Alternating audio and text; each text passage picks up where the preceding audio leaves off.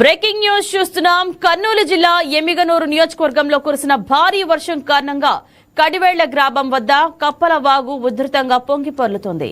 వరద నీరు రోడ్డుపై తీవ్ర స్థాయిలో ప్రవహిస్తుండటంతో పత్తికొండ ఎమ్మిగనూర్ల మధ్య రాకపోకలకు పూర్తిగా నిలిచిపోయాయి. సమాచారం అందుకున్న అధికారులు స్థానికులను అప్రమత్తం చేసి పరిస్థితిని సమీక్షిస్తున్నారు.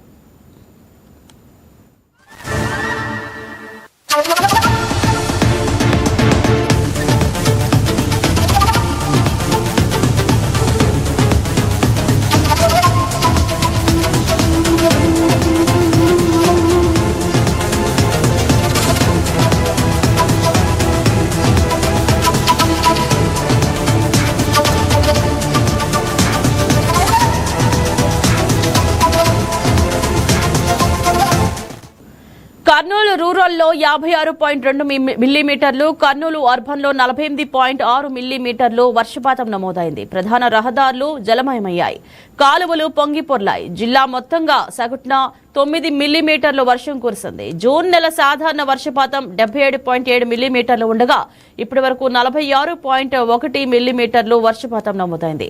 నంద్యాల జిల్లా మొత్తంగా సగటున 1.7 మిల్లీమీటర్ల వర్షం కురిసింది.